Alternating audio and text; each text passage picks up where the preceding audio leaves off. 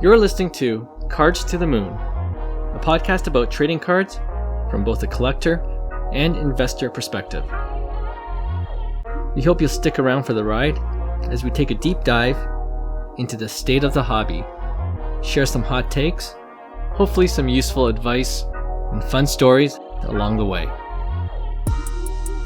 Hey guys, welcome back to Cards to the Moon. This is episode 119, and my name is Clark of 5Card Guys on Instagram and 5cardguys.com. Co-hosting with me, as usual, is John, who is Trade You at Recess. And back after a 2-week hiatus is Hyung of Integrity Sports Cards. Welcome back, Hyung. Thank you. So Hyung, while you were away, Will, who has become a fan favorite of the show all of a sudden, filled in for you. And along with John, sorry, you're going to say? Yeah, we only replace with the best, right? Will's awesome. True. Yeah, he's the perfect guy. He says he's done for 2023, but I always say we'll see about that. Anyway, last week we talked about some of the major news from the Topps Industry Conference. So off the top, we just wanted to get your quick thoughts, Hyung, on some of those announcements. So first, what do you think about the frozenfractor card that will be released, and it'll apparently be numbered 0 of 0, right? And it'll also be numbered -1 to -5. There has to be something more than how they're explaining this. There's I didn't read in details, but yeah, this obviously I'm probably siding with everybody here. Is like what is Topps thinking? But right. Do we know the full story? I guess I didn't do enough research for it. If it's just the parallel, then I think it's stupid, to be honest. But then there has to be something more. Is there something about these frozen fractors that other than the numbering system or the negative numbers? What are we talking about here? Show me in. Sell me on this thing. I don't think I'm sold. I think that's all we've heard. And then Okay. we joked about it that, it might be made of ice. It might be. Yeah, there has to be something that's bigger than the gimmick of negative numbers. To me, that doesn't make any sense, right? I mean, the numbering system's pretty unconventional. I don't know. I feel like no one thinks that's as cool as Topps probably thought it was when they were thinking of these ideas.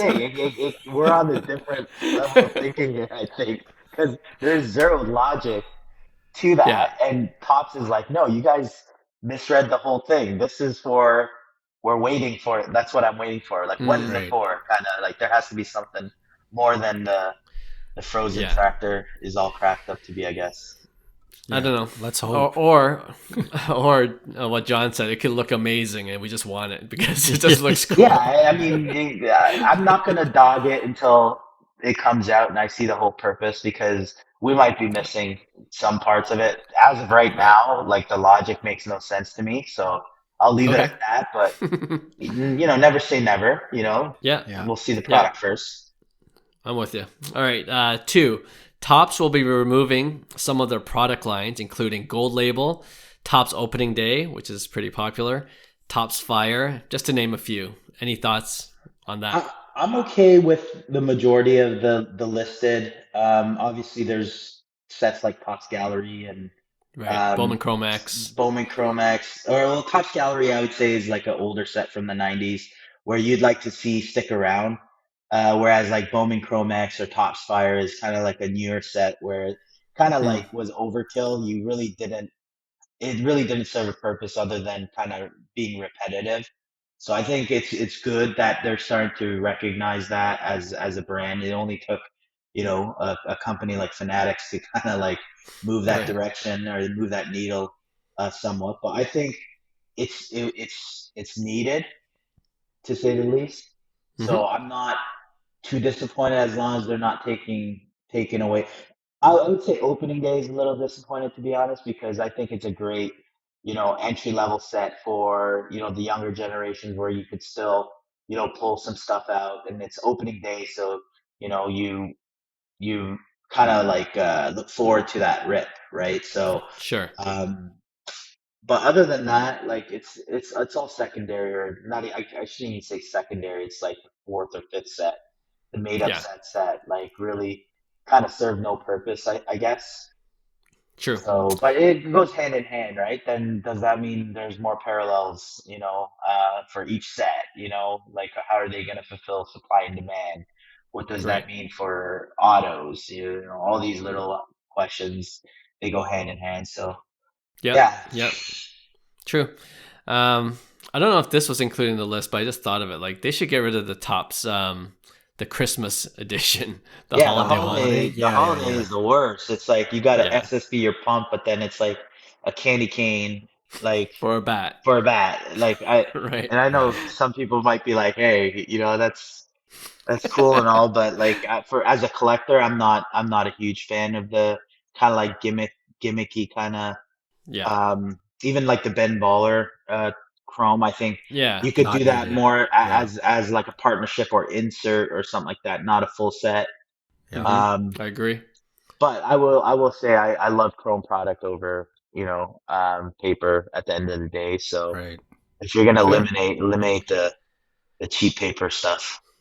Okay. All right. And third, on a scale of 1 to 10, how excited are you about Tom Brady autographed baseball cards in a future set of Bowman? Um, I don't think I'm specifically excited about the whole Tom Brady thing, autos. I think that's cool. I think there's going to be Okay. a space in that where collectors are going to want that because it's not like Joe Schmo here. It's, a relevant person in the hobby that, their autos demand, Tom Brady's autos demand, enormous amounts of money. So, having, like I said, we said this on the podcast earlier. We're all about innovation, and we expected a leader, an industry leader like Fanatics, to be able to use the resources to kind of make the hobby better. So one of the areas I read was like instead of redemptions, we're getting real game use stuff where Mm, it's relevant, where there's a chase going on, and then there's other you know things that might help the hobby in that way. I think they're making the necessary changes for that. So put in like, for instance, Brady autos. I think it's deeper than just having a Brady auto and chasing a Brady auto. It's the fact that they're doing the right things to entice the new potential hobbyist or the investor. And that's the way you grow it because we always talked about this on the podcast where, you need innovators and people from different marketplaces that kind of stir up the pot because we're very limited as a hobby and what we can do and what we can accomplish. So overall, yeah. like I'm all positive with the Tops Industry Conference because it's needed and it's a way that Fanatics can really communicate that to kind of like the end consumer, the hobbyist, and that's exactly what's needed, to be honest, especially in an area where we've said it was so gray. There's no regulation on anything. There's Right. just anything goes as of right now, and as these newer kind of like entrepreneurs come into this field and see opportunity and try to patch up kind of like the issues that the card industry is dealing with on a day-to-day basis. You know, uh, Companies like Fanatics, I think they serve a huge purpose in why they purchased Tops in the first place. So I'm all for it. I'm all for change in the industry. I know a lot of hobbyists will disagree with this, but this is how kind of like the hobby space gets better. And like for me, even redemptions, like it's this most insane thing to have redemptions. It's like you need to catch up with stuff like that where if the whole thrill in breaking and they're marketing all this is all about that kind of like big pull, having like a game used memorabilia that Fanatics has access to totally makes sense. That's what we've been saying. It's like, this is what you got to do. You got to use your resources to kind of like now better the hobby because you acquired Tops. And now it's like, instead of stuff like redemption, you have alternative chases, right? Right. Whether it's even like they make so much money that you could even put like something that's worth like $50,000 or whatever as a chase in a set, and one person wins that, just like how everybody chases a superfractor, right? So Sure. overall, like I said, I think there's so much potential in the hobby space to grow, even change the experience. We just experienced it in our own ways before, even before I came back to the hobby, breaking wasn't, I would say, a huge thing. It was common, and even razzing, for instance. These are all kind of like things that build the culture of card collecting, right? And so yeah, I just like seeing kind of like innovative changes and kind of like promises that like these big companies like Fanatics and Tops are kind of like, you could see the genuine authenticity of trying to make the market a better place. And that only comes from kind of like an external perspective, because I feel like we get trapped into the hobby. We've been in it and we kind of see it in just a Right. certain lens. And there's the unbiased kind of like viewpoint. I guess this is falls in the opposite of hobby logic. It's the real logic comes in and kind of says, why is this the way it is? And then, Yeah. It's as good that to ask happens, those that, yeah, questions. the Yeah. evolution of that Yeah. ends up getting better. So in short, I think the Brady autos are great. It's not necessarily the autos I'm talking about that are gonna make it Right. great. It's the concept that they're trying to, even when they're talking about the like Bowman first, for some athletes that didn't have, or like Babe Ruth or whatever, doing a Mm. retrofactor uh, to kind of like post date that and stuff like Yeah. that. And I think it will serve its purpose because it still becomes a collectible at the end of the day, right? Sure. And I think that's where they're focusing the attention on truly valuable collectibles that can be looked at from a appreciation standpoint for the long period of time. So Yeah. Yeah, no, well said, and excellent points there. I guess to your point too, one of your points, I don't mind Fanatics trying different things. You know what I mean? And they have the money that they're putting into it.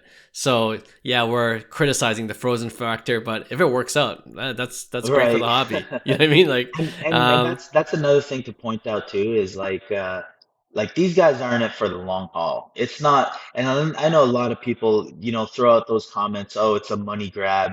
I don't think it's in like Topps Fanatics' best interest to do quick money grabs. Like, right. for instance, try to maximize on profits on like print runs or sets. I'm like, no, these guys are at a different level now, and Mm-hmm. it's in their best interest. Like they have relationships that are going to last decades in this space. So it's in their best interest to do everything the right way while there's time right now.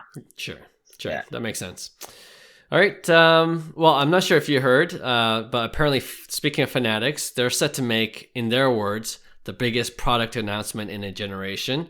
Mm. We had a few guesses on the last podcast episode, John and I and Will. Um, What'd you guys say? yep.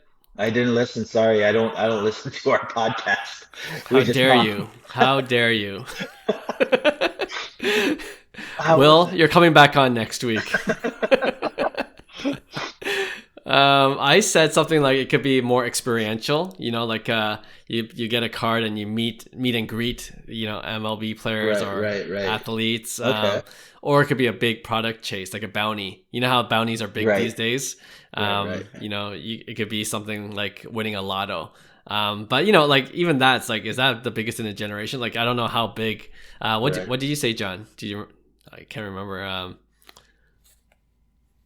Okay, listen to last week's Yeah, episode. yeah, yeah. John's like, I don't even know what I said. Yeah, I I was could, like, what? I mean, I could speculate. Like, it's tough because nothing will really surprise me. But again, there's so much that can happen, right? Like, it could be nothing, really. It could be just hey, Fanatics is taking away redemptions, and it's like, this is a Hmm. game changer. Or it could be like, hey, you know what? They acquire Upper Deck as well, and they get like crazy licensing Mm. deals with Upper Deck with autos now, or it's like there could be so many things because Fanatics is already in that space. And if you even think about it, it's like they're in ballparks already. So think of the user experience when you go to a baseball game. Is the card culture going to be a part of that? And being Mm. able I to like that. experience that as a collector, it might change the way things are done. So the experience can change. But I think just in general, like Fanatics being kind of like in the memorabilia field, I would imagine that they're going to step up their game big time with stuff like redemptions and patches, and then even what you're saying. I think a bounty is necessary on top of like the superfractors. I think Sure. there's other ways, and we talked about this with the NFTs and stuff like that. There's that space that we haven't even gone, and I know they don't want to promote that as kind of like the leading thing, but eventually I think that's going to come into play as well. So. Right. Fair. Yeah. Yeah. It could be anything. Actually, since we aired that episode, I heard a couple of other ideas or guesses, and you kind of mentioned it, like Fanatics acquiring Upper Deck, and then you Right. all of a sudden could have LeBron, Wayne Gretzky Yeah. autos You have to. You have in to. their product. You So have yeah, that to. could be a huge Yeah. thing. Yeah. You can't not have like the goats. Right. And you claim to be the space where, your high-end collectibles or even collectibles, it's like, but we don't have LeBron. It's like, Yeah, it's kind why'd of you silly spend to think those about that. billions of dollars then? Yep. Well, we'll find out soon. I guess they did say it within a month, so pretty intrigued on what's going to come out, and we'll definitely talk about it in a future podcast episode. All right. With that, let's move on to hobby headlines. For today, I wanted to go back and talk about breakers and the whole business of breaking in the hobby. And I know we already talked about breakers in one of our earlier episodes, but the reason I wanted to revisit this topic is that there was recent news that TikTok decided to ban videos of breakers. All right, so now if you're new to the hobby, just quickly, when we refer to breakers, we're talking about dealers who open a box or case of a product live on camera. And to participate, you can buy a spot in that break, usually by paying for a team. And then each participant would get the cards corresponding to their team, the team that they bought, right? So for example, if you wanted a Julio Rodriguez card, you can buy the Seattle Mariners team in a baseball card break and hope the breaker rips open a pack of J-Rod in it, and that would be yours. So now back to the whole TikTok ban. The new policy states that, quote, surprise-based products cannot be opened, packaged, or assembled during the live stream, end quote. So I'm assuming one of the main reasons is probably to cut down on potential scams where some breakers aren't delivering the cards or, after they get paid, or doing some other shady business, since anyone can go live on live stream and open a pack or open a box, and then when they receive the money, how do you enforce that, right? So anyway, I want to talk about that regulation piece in a bit, but what are your guys' initial thoughts on this ban by TikTok, and do you think other platforms like Instagram or even YouTube, do you think they might follow suit? You go, John, on this one. Oh man. Yeah, I'm still a little. First, I'm hearing about this, so I guess I'm a little confused as to the purpose of the ban. I'd imagine, because it's unregulated, it might be a bit tricky from a money standpoint, and I also imagine TikTok might be getting annoyed of people getting scammed and then reporting certain users to TikTok, and then TikTok Right. saying, "Well, we can't really ban them because you're the one who paid money to them, right? That's not on us." Right? So perhaps they're tired of answering to hundreds of thousands of users complaining to ban certain TikTok. I don't know. Like, I don't really know the reason, but I could see it. I guess I could see it following suit. Maybe, I don't know. I could see it. Like, it may or may not Yeah. happen, but I mean, if TikTok has issues for one reason or another, I could imagine YouTube will have very similar issues, right? So it'll be up to each individual corporation, but yeah, I could see it happening. Yeah, So, I follow that. so it's interesting. I didn't even know TikTok did breaks. Like people did I had no idea breaks on either. TikTok. Yeah. But to me, people might not like my answer again because, I like to play on that side of the fence. But I think it's BS that, this is the whole monitoring, having entities monitor what we can and can't do.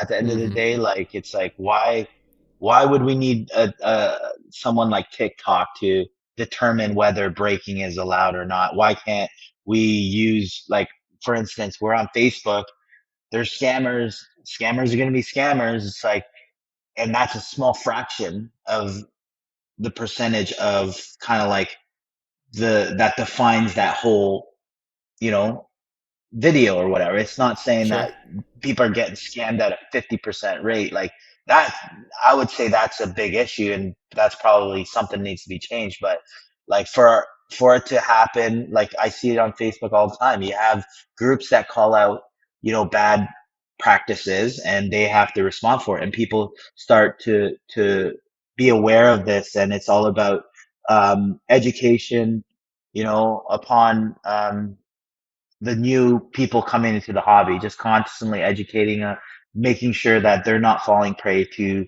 these victims. But I don't think we rely. I'm not a big regulation guy. I think that's more of it. It's like I think the people should be able to police themselves in an adult manner, and just like we do in everything in life. And I don't think we need, Big Daddy basically looking over us saying what we can and can't do, to be Yeah. honest. Yeah. No, I know you're not the only one that thinks that way, especially in terms of regulation. Because that was my next question: is more regulation needed in this breaking space? An idea is like one example could be like having a license system for legitimate breakers who would receive the bulk of the product from, say, Fanatics, and like I guess the reason for this is because when there was a hobby boom, there were a lot of people looking to make money, right? Right. And breaking was a very easy way, but then it was also because there are so many new, like kind of to your point, new hobbyists coming into the space.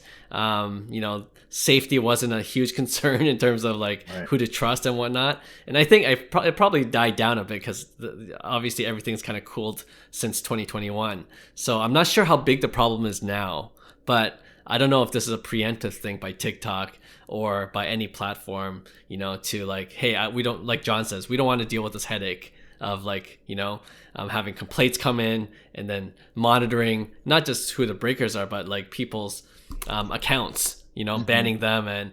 But I guess they're balancing that with, these platforms want you to stay on their platforms. That's why breaking for them is actually good because it's, live stream. You're on the platform for at least an hour for some of these breaks, Right. and so, I'm sure they talked about whether, this is a wise decision, and we'll see what other platforms do. But I just threw out that idea of like more regulation just to keep things more safe. But on the other hand, you could argue that, it ultimately hurts local card shops that might be able to previously get allocation, but not anymore without a license. Yeah. And that might eliminate obviously a potential source of revenue for them, right? So, For sure. No, they did, like, everybody would get affected regardless. And I think it's tough to police kind of things. And I think that's going to be Fanatics' big challenge is allocation and who is a breaker, I guess, an official Fanatics breaker. I think that makes sense because, then they could potentially monitor kind of like the breakers there, where they yeah. create a process within their own system, but not use a third party to kind of like regulate that, right? Where it's like breaking's not allowed. Because then you go back into the whole concept. It's like sports gambling in general. It's like where's the regulation there? Because like literally this is a fine line. Sports cards and sports gambling is no different than you gambling on a player, or even if you're in the short term flip like we talked about, you're basically banking and gambling that this player is going to have a great spring so that you could, double up on your investment, right? Like to me, it's like, okay, let's talk then. If you're going to hold standards to standards, then there's a long list of standards that I think you're going to have to cross before, you know, Hmm. a breaker on TikTok. Like for me, it's like what? Like I see scammers scamming every day on like Instagram, and those are the things that I think um, systems that need to be in place where we could quickly access that data and be able to flag those accounts, but not a third party actually regulating anything. I'm against that. Yeah. Yeah, I think the more money that's involved, the government likes to step in, right? Like to your Always. point, um, well, when we talk about sports gambling, like there's FanDuel, there's DraftKings, the Right. daily fantasy stuff. That's all of a sudden very regulated now, Right. right? So it might go down that route. Who knows, right? But yeah, it's something to keep an eye on. And it's interesting that a platform like TikTok kind of came out first to say, "Hey, we're banning breakers." So we'll see what happens from there.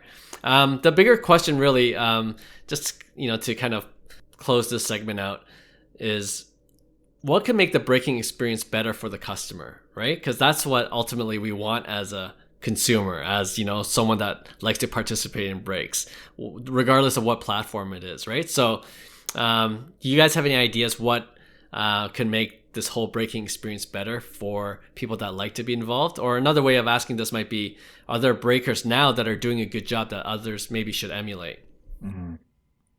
I haven't, to be honest, other than specific products, like watching Phil Hughes or watching some Upper Deck.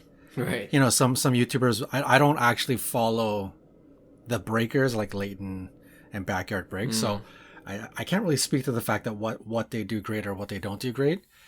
But for sure, I think there's been such a fallout in consumer confidence in the whole breaking experience. So that has to come back. Like whatever, and I'm sure a legitimate corporation, legitimate company, let's call it Fanatics Live. Is it going to be called Fanatics Live? So Fanatics Live, Right. I think so. there is legitimacy. There is name recognition. There is like a reputation that's at stake. So I'm sure they will do everything very legitimate, but the consumer confidence is number one. And then I think what helps up the experience in general is the chases, right? If there's I think there's bounties that are created. I think communication is really big. Hyung's big on that because, let's say you win something or you get a bunch of cards, you don't hear from the breaker, even though they're legitimate and they eventually send you the cards and whatnot. But if you don't hear from them for 2 weeks, Right. or you try to email them, hey, what's going on? Where's the update on this?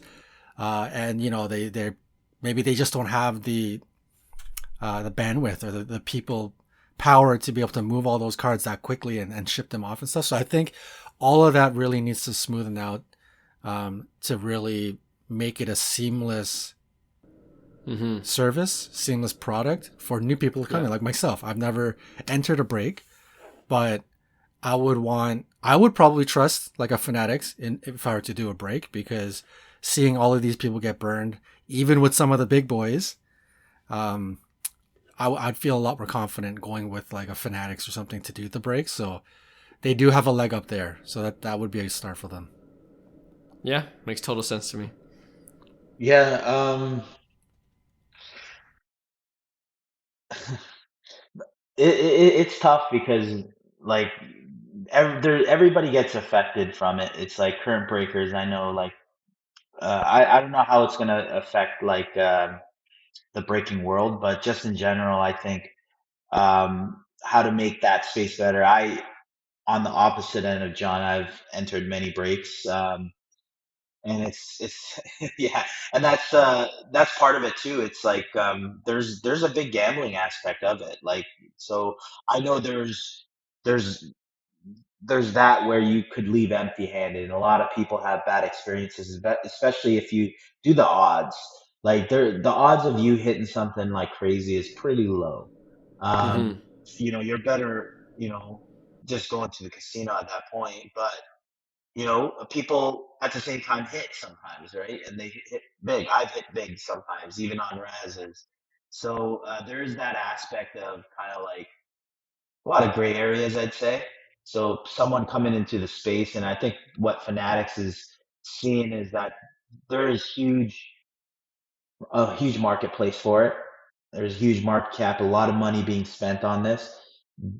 They're saying, okay, how do we monetize off of all of this, right? And for them, it's opportunity threat, where they see a place where they could capitalize on breaks, and it's needed because there are a lot of issues with breakers and stuff like that. I've had nothing but great experiences with breakers, and that's part of the hobby I think that I like. I think it goes both ways though, where John mentioned sometimes breakers can be really slow because they're a one man operation, right? So it's like you might not see your cards for a month after your break, or maybe you want to, and I know some breakers offer like grading services, and I just feel like that what Fanatics is trying to do is just up the space in that, and I think that's where you'll attract more people, especially outside the hobby, is when you make it official, like it's an actual digital product or an experience that they're on in an app, or they're on the website where it's a casino floor. I always said like a Raz Right. City. You host Razes and then everybody could join whatever Raz because the availability, the way it looks, the protection, the transactions. But then again, and that's where it goes back to, okay, where's this line between where, in our province it would be the OLG, they would step in and say, hey, this is our territory. It's down all along the lines of gambling. So that's where it gets interesting. I think the delivery of Fanatics breaking and creating that user experience that never even experienced breaking. I gotta stop saying razzing; it's totally different. But like breaking, right? Right. So I think creating that unique experience, because people who usually enter breaks, they're always curious and they're always obvious like, oh shy, I was gonna jump in that break, but I didn't. Right. And that basically comes from just watching breaks and saying, I'm gonna join a break one day.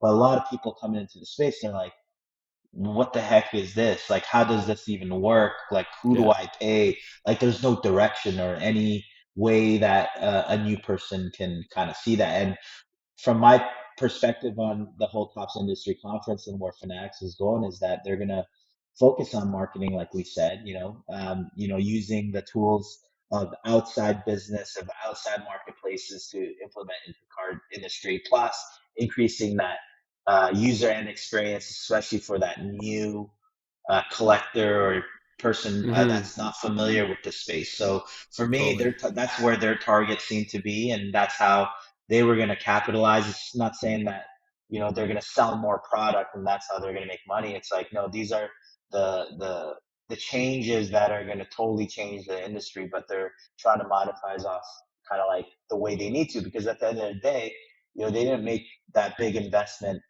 if they were going to capitalize and make money off of this, especially if they're going to, say that they're going to 10x, they're going to Grant Cardone the 10x Right.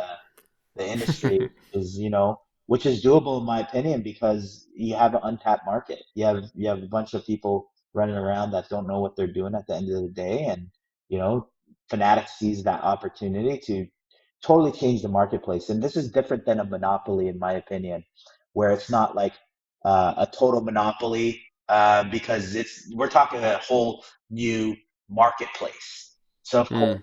somebody has to start. It's either us, 5 card guys, changing the card industry by doing these projects, or a big dog like Fanatics coming in with a bunch of Sure. resources and money that know what they're doing. They're going to market it properly. They're going to run it like a real business, and then they kind of like capitalize on it, right? So it's inevitable for me. Those are things that I think Fanatics are going to step up their game in terms of the user experience. So that's where I would say the most improvement could happen in that space. But then Agree. you do lose that kind of like mom and pop shop, I would say, that feel that support local. It's like kind of like you're going to the mall to shop. Sure. That's a good analogy. Yeah. That's a good analogy. Yeah. I wanted to Uh, before you go Go on, ahead. Clark, I want to add to, so one of the things that Hyung said at the beginning of his comment was the sour taste in your mouth, right? So if somebody was to enter the break, you pay $100, $300 or whatever you end up paying for a team. and you end up getting nothing, right? And it just, if that was your first experience, you're probably not going to return, right? And I think the leg up or the big advantage that somebody like Fanatics has over any of the, even the major breakers, is that they can probably do something like the MVP buyback or like per team buyback on the spot. So if you get, you know, Mike Trout or you get Aaron Judge base card, you can Fanatics will buy it off you as a credit for $20 on the spot. Or if you get the auto, like the box hit, yeah, good idea. They'll buy it back, kind of like a Raz. They'll buy it back off 80% of retail value. They buy it on the spot. So it gives you a credit so that you're still immersed, you're re-immersed into the cycle of continually breaking, right? So I think Fanatics has that kind of power to offer those things to consumers to keep them engaged in the service. I don't like to, I'm not for gambling. So all of this and trying to encourage and talk about it and trying to get excited, it makes me uncomfortable because, to be honest, like I think of the many, you know, people who have issues that can't control themselves and they're spending all of their money. So there's a component of this that makes me uncomfortable, but the reality is somebody like Fanatics has those types of opportunities. You know, huge benefit over a mom and pop breaker or even some of the big breakers. So yeah, that's just something that I just thought of while Hyung was talking. Yeah, no, that's a good point. And I mean, like with all things gambling, I guess to your point, John, you know, you got to gamble responsibly. That's why you have so many warnings when when there's advertisement for FanDuel and DraftKings. You know, there's always just a reminder to do so responsibly, right? So the same goes here. Yeah. Obviously, if this is the way things lead to in terms of breaking. For me, I feel like more practically, and it goes to your point, Hyung, about user experience. Like the tech needs to be better. It needs to streamline the process. Like it's crazy to me to see some breaks where the guy on screen is typing in their Excel sheet. You know what I mean? It's like, that is so insane to me that we're still at this point, you know, and like you can't have that's what I'm saying. That's the culture. This is the mom and pop shop. Yeah, that's true. Let's break in someone's basement. I don't, you know, like it's. They used to do this over the telephone in the 90s in the junk wax era. Oh man, that's yeah. But hey, there's technology now. We can do this, guys. Someone can create, like, even the mom and pop shops. While you guys were talking about mom and pop shops, like I'm sure someone could create like an app that anyone can use. Maybe we could do this. Maybe we can become millionaires on this idea.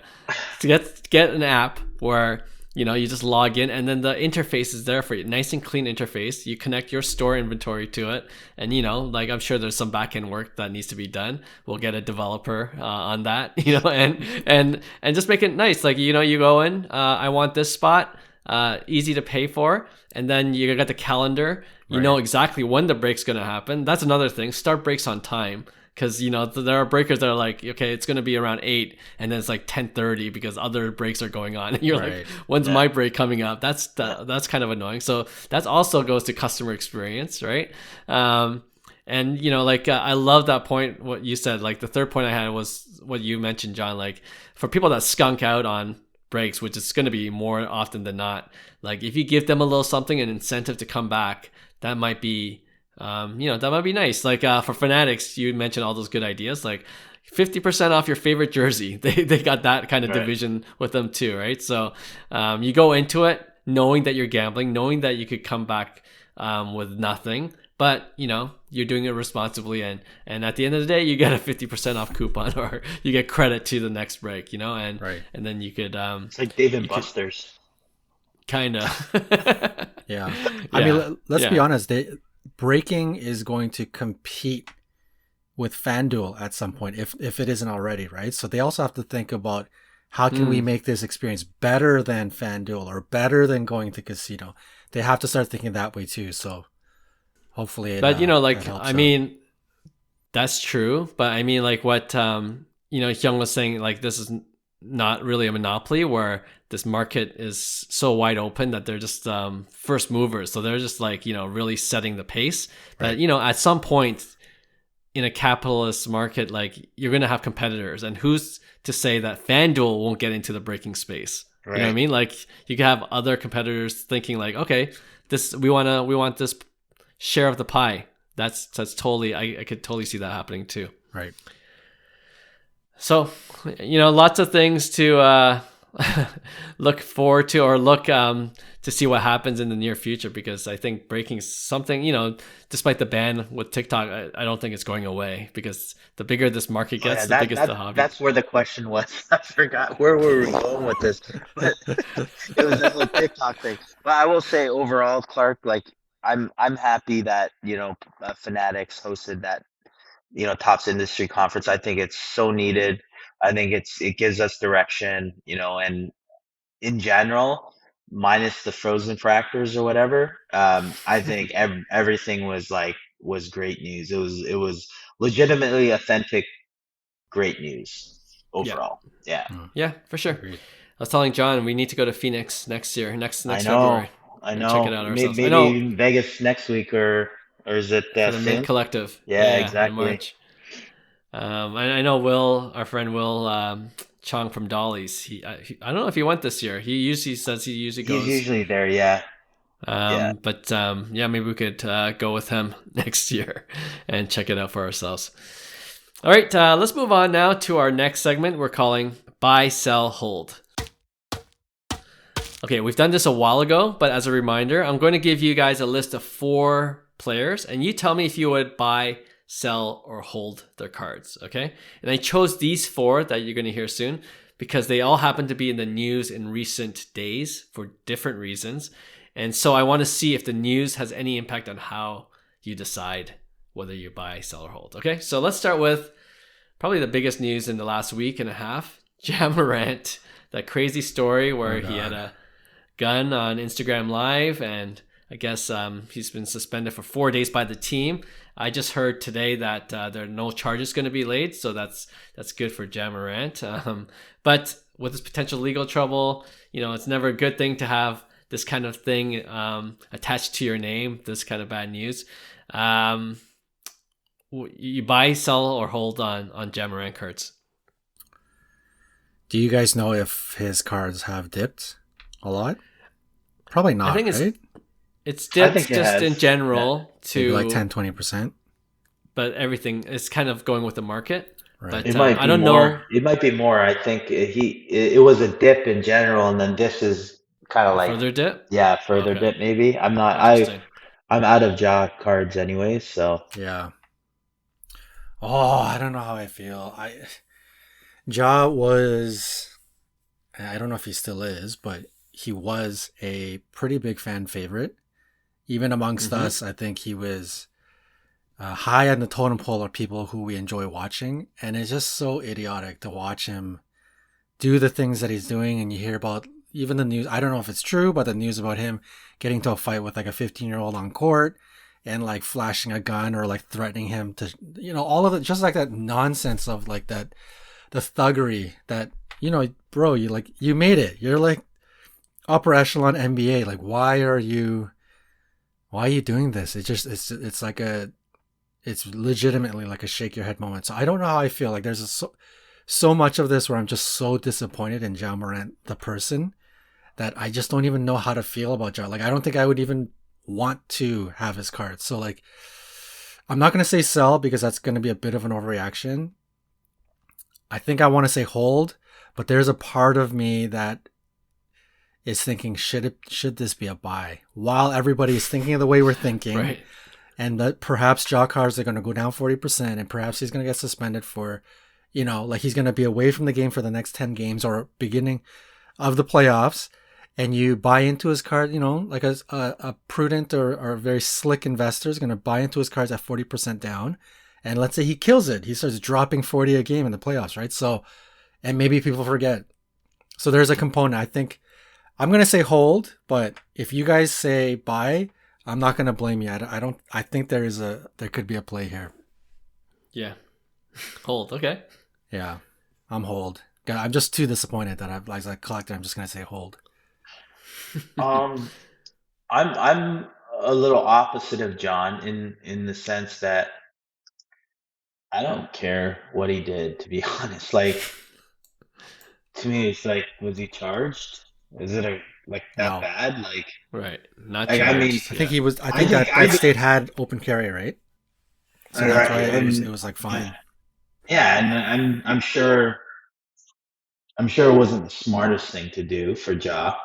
But then again, I think that's where my stance is on it. It's not necessarily a card would I buy, sell, or hold. It would be more like, you know what? I never put my expectations on Ja to be a role model, for instance, because at the end of the day, it's a professional sport. Like he didn't sign up to be a great role model. That comes with the territory, right? So it's Mm. like these guys are getting paid millions and millions of dollars. So it's like that's the way I see it. So I don't have any issues with. I know a lot of people do have issues with the moral, uh, saying that he should be like. I've heard comments like he should not be able to play basketball anymore. I'm like, what?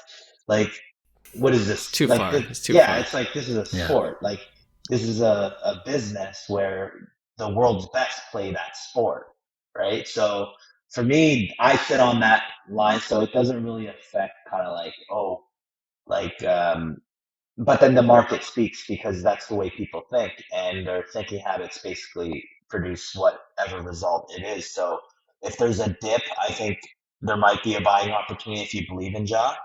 Um, I'm I'm just off in general. Like I said, I think based on pricing, the first 2 3 years of a rookie, that's the spike where there's going to be an inevitable crash in the marketplace, anyways. No matter how good Ja Morant is, you see it in Luka too. It's like prices aren't sustainable at certain levels. Obviously, there's some resistance on certain cards, but as things kind of progress and Ja becomes a superstar. He's a superstar now. He's going to be a superstar in the future. So it's just a matter of, hey, in 14 years, if he's still around and he's doing this, then absolutely, I'd say, yeah, that's where you probably want to buy. But like for the short term flip, I'm gonna sell.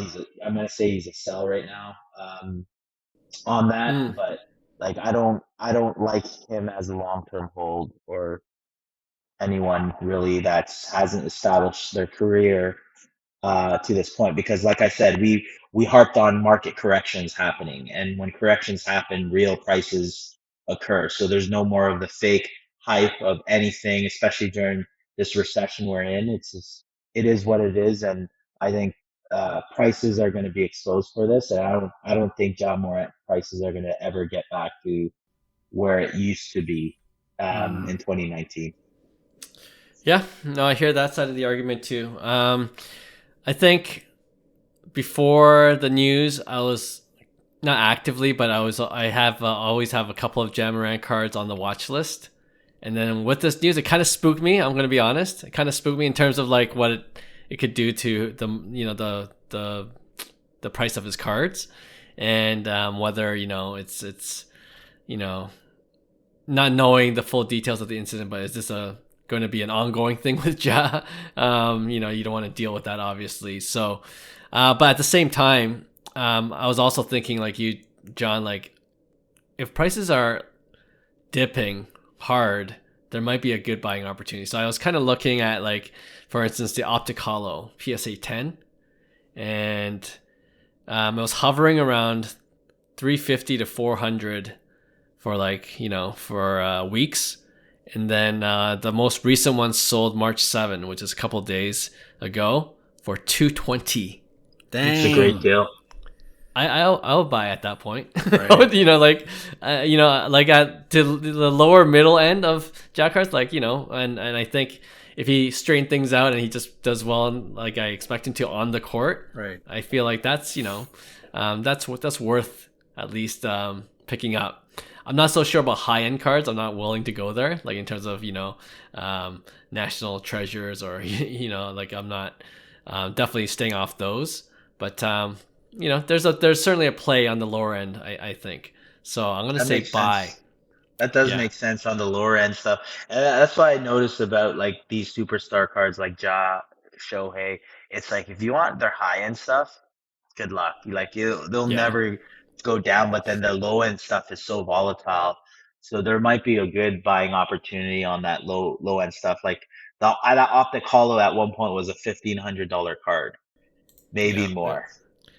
1852. There you go. And now it's So now yeah, it's 220. there might be opportunity in that sense, but then like his Tiger Stripe, it ain't going down. Yeah, I mean, like the people that bought at that price, they're like, oh, might as well hold anyway. Yeah, You know, I you're think not majority gonna is sell. there. Yeah. Yeah. All right, let's go on to. We always talk about this guy usually in conjunction with Ja, Zion Williamson. You know, I sold his card before the season, feeling bad in the first couple months because he was killing it, and I'm like, okay, now I remember why I sold it because he cannot stay healthy. Like the guy is. Yeah. Yeah. So Zion Williamson, are you buying, selling, or hold? I am. I mentioned this. I think the last time we talked about Zion, I was the one that was like, no, not on Zion because I can't trust. And here it is again, man. He gets injured.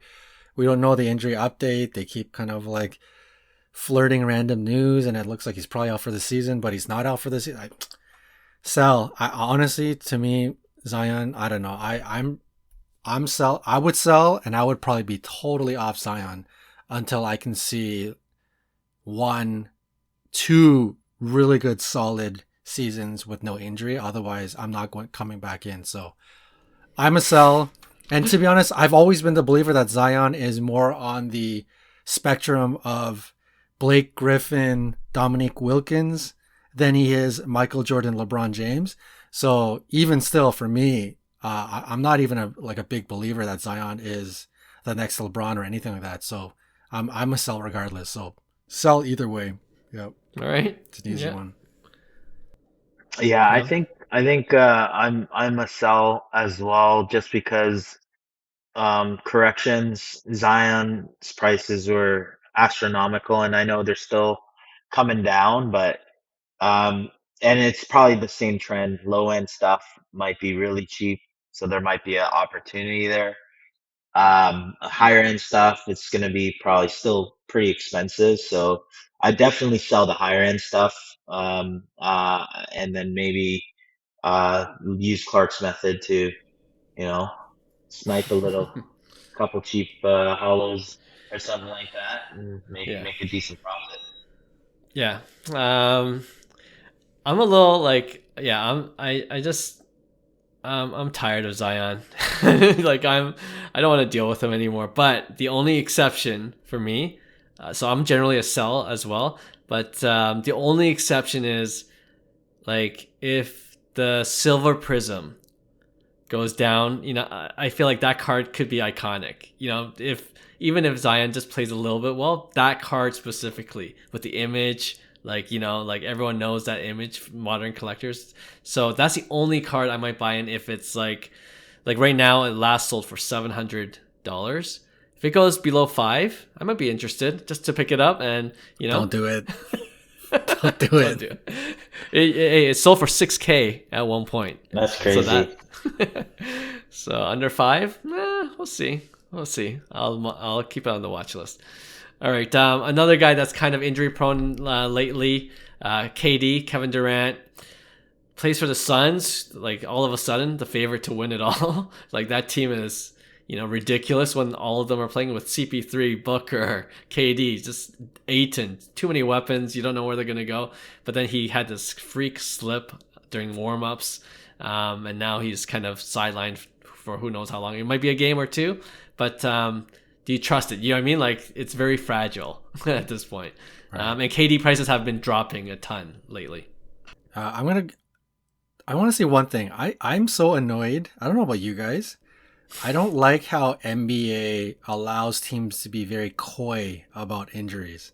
Like in right. The NHL, you get injured, it's like 4 to 6 weeks. They provide a direct timeline. They provide exactly what's wrong with the player. But in NBA, they're like just so coy, like sore ankle. He's out for, we don't know. And then there's rumors by Wojnarowski that he's out for all the way, the rest of the season. And everything's always just rumors. And I don't know if you guys play fantasy, but that's another annoyance in fantasy. Like LaMelo Ball could be out for like 3 months. you never know when he's coming back. All of a sudden he's back. Like he's just like there's no rumor about him working out or like doing well or progressing, and all of a sudden he's just back playing again, right? So I just wanted to rant a little bit before I talk about Kevin Durant, but I think Durant, this could be another kind of potentially slick move for an investor, because I'm sure people are going to be a bit off of Durant. And let's be honest, his price might have ballooned a little bit after the Suns trade, so this could be the correction that it needed. But he could be like Ja, where he's done for the regular season, but potentially roars back in the playoffs and people completely forget that he was off and all of that. So I think there is a play here. But when I think Kevin Durant, I think a little bit more long term. I wouldn't use Kevin Durant as a short-term play. That's just me. I would think of him more as an all-time NBA great and think long-term. And for me right now, in his current state, he just keeps getting injured too much. And I think I'm a bit worried in the long term. Let's say you're a 3 to 5 year Kevin Durant investor, or like even a 2 year. I could see his prices continually correcting, because I don't trust anymore that Kevin Durant is going to be healthy for the remainder of his career. He could be a Kawhi Leonard playing 45 to 55 games for the rest of his career. So I'd rather wait. I'd rather wait 2 to 3 years to get into Kevin Durant when his prices really start to crumble. So yeah, I'll say sell on Kevin Durant. So I'm gonna say that does kind of like I guess worry me with KD, is like ever since his Achilles injury, he really hasn't played a full season on that, and he's approaching mid-30s now, and it's like, hey, this might be kind of the tail end of his career, but is his career good enough to be considered one of the all-time greats, right? And for me, there might be opportunity there in the long term, like John was saying. I definitely don't see KD as a short-term play. I think it's definitely a long-term play that if you believe in Durant, then it makes sense, because for me, there probably won't be a better buying time other than if he absolutely goes to crap and he's not playing anymore, and then his last few years become kind of like what people remember it as, where there's going to be a even further dip. But I think in general, with the Phoenix news too, his cards in general have gone up. But there's stuff like the refractors, BGS 95 refractor, his Topps Chrome, that I think there's like potentially good opportunity just long term.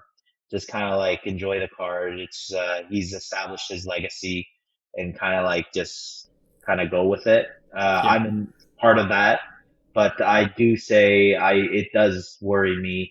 Not necessarily worry me, because I think he's done enough in his career that solidified it to be a valid career and a pretty damn good one. So yeah, I'm long term with KD regardless. So I would say if the opportunity is in the right place, he's a buy for me, buy or hold. Yeah. Makes Yep. sense.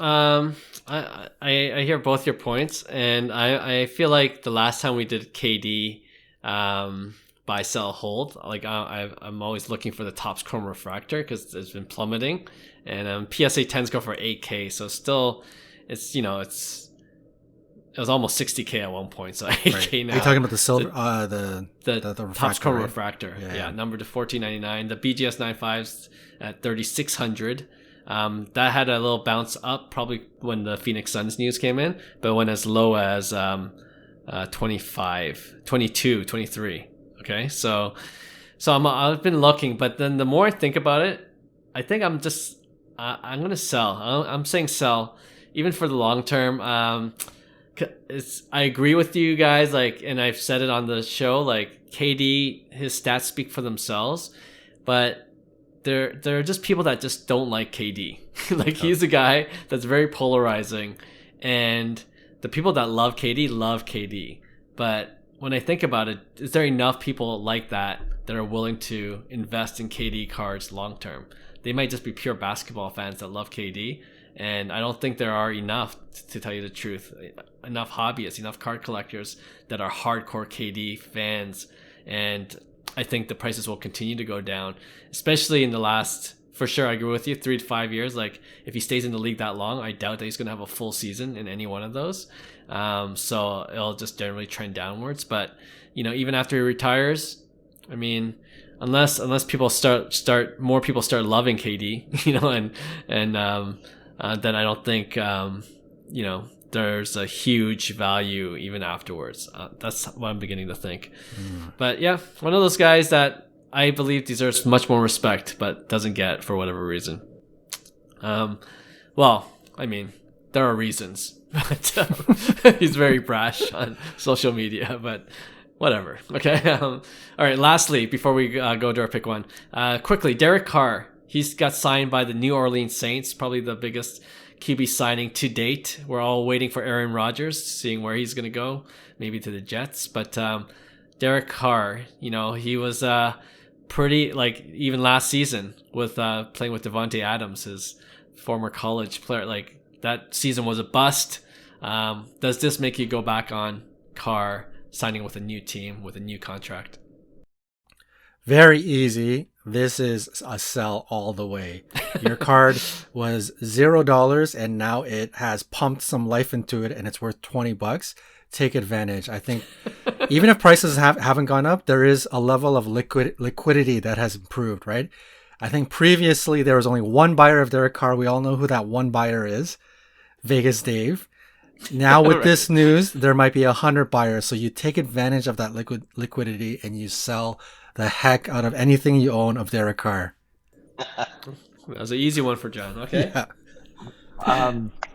I was originally in that camp too. But being at off-season football and also kind of like the hype building again with a totally different offense, and Carr was kind of like a Raiders kind of like only kind of like legend. It's outside of that, he really didn't win, and that's what we talked about in football. It's like if you want to be a considered a great quarterback or greatest of all time quarterback, you gotta win at the end of the day, especially the rings. So I could see in the off season a lot of hype coming into the season with the Saints, with Carr. So there might be opportunity during this off season.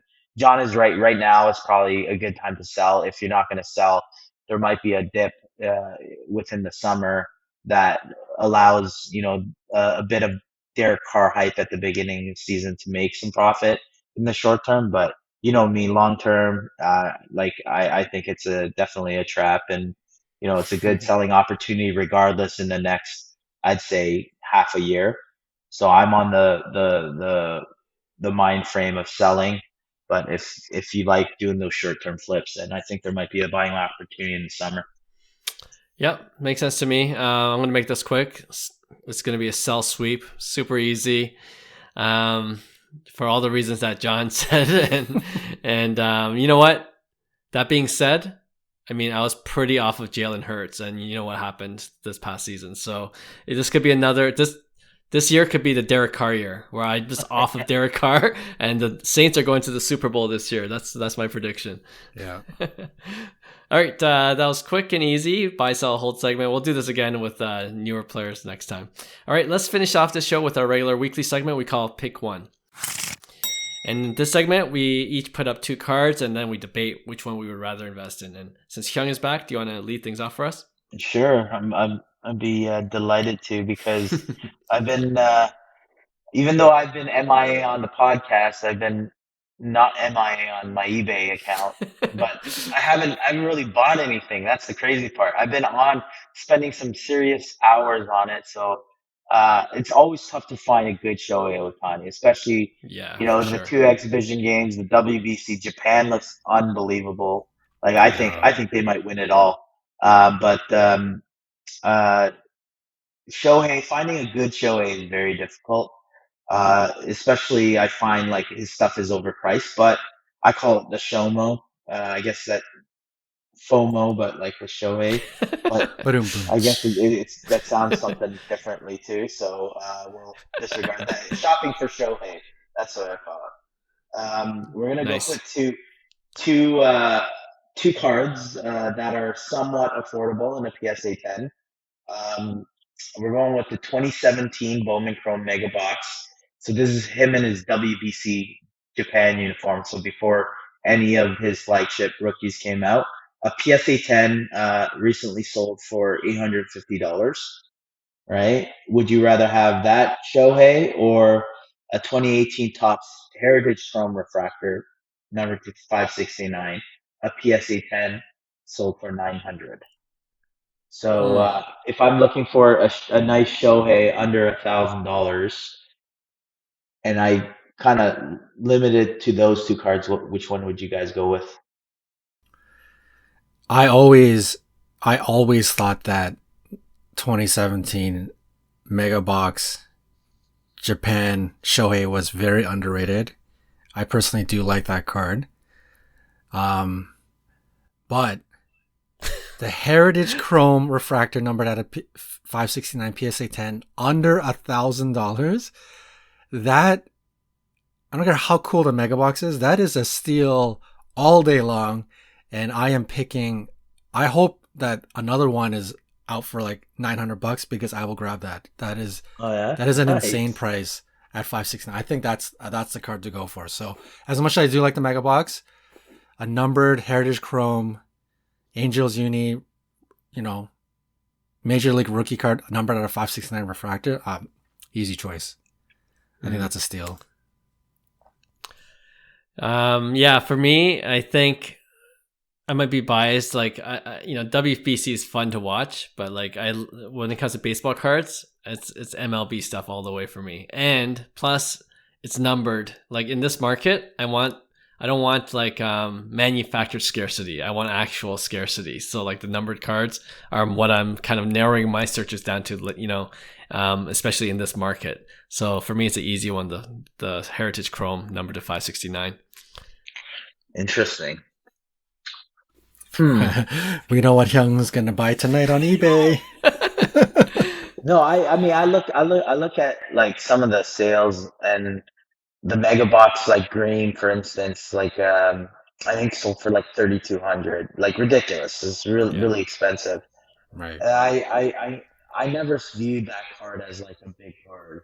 I always loved Chrome Heritage. Like Heritage Refractor is one of my favorite cards. I know I bring it up a lot on this pod. It's not the most expensive card, but it's such a classic OG, especially if you like the Heritage. But I think that Japan card might have more legs than the Heritage, but I don't think I'd ever buy it either. I think I think it's the same thing. It's like I don't know if I'd do the whole WBC. I think it's a cool collector's piece though. I don't know. I'm not sold on it, is what I'm saying. Whereas the refractor, Chrome Refractor Heritage, I really like that card. I really just like refractors in general. And to your point, the numbered cards are more desirable right now. So I'm gonna go with the Heritage Chrome as well. I think it's just sweet. Yeah. Cool. Well, speaking of the WBC, the home run on one knee was pretty impressive by Shohei. That's why dead center. Because I seen that. I was like, this guy is insane. I gotta grab something. Yeah. Yeah, that was pretty awesome. All right, John, you want to go next? Yeah. Okay, guys, we're going back to hockey, and we're gonna do some baller grail purchases. So you've got the all-time great 1979 OPG Wayne Gretzky PSA 8.5, which is a very rare grade for PSA. It's a Pop 42. Last sold for just under $27,000 versus Connor McDavid Future Watch PSA 10. Last sold for just under $34,000, a pop of 79. For all intents and purposes, these two cards rarely make it out onto the open market, but if they do, I'd imagine either or could go for around $30K each. So I think it's a pretty fair comparable. All right. I can go first here. Actually, this is kind of easy for me. I'm going to go with Connor McDavid. PSA 10, autographed. I love watching him play now. It's cool to hold on to while actually watching him enter his prime even. And number to 999. Again, even with the great one, like I don't in this market, I want to go for the one that's numbered, like the actual scarcity is there for, and it's a PSA 10, so that makes it even more scarce. So yeah, I mean, and then like if I'm really nitpicking with Gretzky, right? The 8.5, not a huge fan of that grade, and like even the Gretzky OPG card, like the grading just is for that card and specifically just seems to be way off. Like I don't even know how the PSA 10s are 10s, the couple that exist, and even the 9s and the 4s and like it's just, I feel like I guess it's a hard card to grade. I guess that's the only explanation for it. So I don't believe in the grading, especially with this with the Wayne Gretzky OPG. So I'm going with McDavid. I'm gonna do the same thing actually. It's just the relevancy of, McDavid, and also I think it's a bigger card if it's all said and done. Like there's more legs for that card than it is the 8.5. PSA 9 would have been more enticing, I think. I wanted to actually, to be honest, pay a when I little thought, more. when I thought about this, I thought of the PSA 9, but when I looked it up, the last PSA 9 just sold for like 140,000. So I'm like, okay, I can't make that comparable. Yeah. But yeah, I would have loved to have, if it was apples to apples, PSA 9 would have been obviously a better. Right. Yeah. And that's the thing, is that's a freaking expensive card for McDavid. At the end of the day, 30K. But like you said, he's generational talent, and if he's the next Gretzky-esque or type, you want one of the best cards, which is his SPA, right? So, yeah, I'm gonna go Connor McDavid on this one as well. I don't know how this one's really hard. I'm still very 50-50. I think the natural choice, if you'd ask me legitimately, you put these two cards in front of my face, let's be honest, I'd probably pick the McDavid. But I want to I'm going to 51% choose the Wayne Gretzky. And I've been watching, I have been watching some YouTube videos of like card shows and stuff. And surprisingly, I don't know if you guys noticed, and these are like American card shows, people are talking about hockey. Like hockey seemingly has a bit of some momentum going for it, right? And obviously, my advice before was if you're going to collect hockey, it's Connor McDavid, right? That's the main character. He's the Charizard of hockey. So I'm kind of going against my own advice. But $30,000, like for me, I'm literally selling my entire collection, everything I have, to buy one card. And if I'm doing that, I think unless you're a baller, like unless you spend $200,000-$300,000 on cards, and this is a blip in the radar, for me it's a little different. This is a legitimate grail. I would have to sell off everything to own just one singular card, and if I'm gonna do that, I think I want a bit more security. Just like Shohei Ohtani, he's a unicorn. He could be all-time legend until he has back-to-back knee surgeries and he doesn't play more than 40 games for the rest of his career, right? So I think with hockey kind of looking like it's coming in the spotlight, the Wayne Gretzky is very underrated because I think people kind of compare it to the Fleer Jordan. They put it in the same space. But the thing that people don't realize about the Gretzky OPG is there's no high grades. They don't exist. This is in a similar boat as like a 1950 vintage card where like PSA 9s just don't exist. Like 8.5s, there's 42 of them. Like these pops don't exist, right? So I think when that starts to come into the forefront, when this Gretzky card becomes more and more, and which it has been because the PSA 10 sold for 1.1 and then it sold for 3.2, so it's getting into that space. And then PSA 9, like literally last month, just sold for 140, all-time record. So I think I think there is a lot of merit to picking the Wayne Gretzky here, and I'm gonna by 51% pick the Wayne Gretzky. All right, 51%. Okay, that was a good one. That was really close. All right, we'll finish off with mine. So on one side, you got the 2000 Tom Brady Playoff Contenders rookie ticket autograph card, the iconic rookie auto card for Tom Brady. BGS 8.5 sold a couple days ago for just under $25K. Just another baller 1v1. And then on the other side, the 2022 Topps Cosmic Chrome autograph variation Superfractor 1 of 1 of Julio Rodriguez, but it's graded PSA 9 and is autograph 10. Oh man, you lost me at Cosmic. It's a Superfractor. You lost me PSA. at Cosmic. But look at the card. It looks decent. I don't lie. When people pull in this, I was like, "Oh, that's a really nice card." I'm still gonna go with the Tom Brady.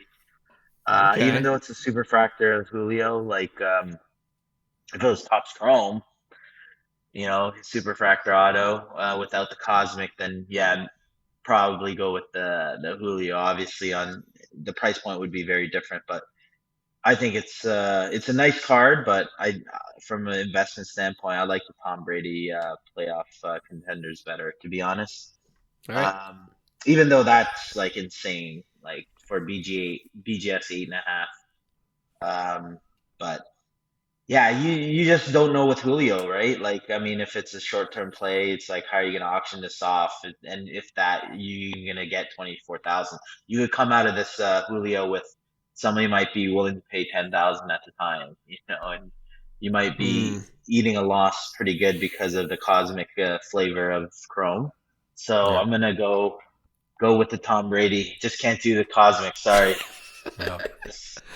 I think Clark Damn. put up this 1v1 just to show whoever bought that Julio is an absolute idiot. That's the point that Clark is trying to make. This is hilarious. I mean, you got $25,000. I get it. The Brady is not volatile. Your money may or may not move. There's not so much upside. But guess what? The Cosmic has zero upside. There's zero upside to that $25,000 tag. I think, truthfully, Julio, we've talked about Julio's got a lot to correct. And Cosmic is one of these cards that will correct. I think this is, let's be fair, like this is probably like a $3,000 to $5,000 card. Like that is not a $25,000 card. So if I'm spending $25,000, there is no question I am taking the Brady playoff contenders. 1,000 out of 1,000 times. Yeah. I will say it if Clark doesn't want to. Whoever bought it is a complete idiot. I don't want to. Hey, they might be a podcast listener, so I don't think you're an idiot if you're a listener. All right, I think you have a lot of money. That's what I think. but yeah, I'm gonna go for the Tom Brady. I thought I could get you with the 1 of 1 Superfractor, Julio. If the Mariners, how about the Mariners go all the way? I mean, they have a pretty decent team, but all right, it's gonna be an easy sweep. All right, well, that wraps up a long episode of Cards to the Moon. We thank you as always for joining us, and as always, if you enjoyed the show, we appreciate if you gave us 5 stars wherever you listen to your podcast, and we'll see you next week for a brand new episode. Bye. Hey, thanks for listening to Cards to the Moon. We'd really appreciate you subscribing to our podcast wherever you listen to your podcasts. And you can also connect with each of us on Instagram at 5cardguys, or you can follow Hyung at Integrity Sports Cards, or John at TradeU at Recess. You can also check us out at 5cardguys.com. Thanks again, and hope to connect soon.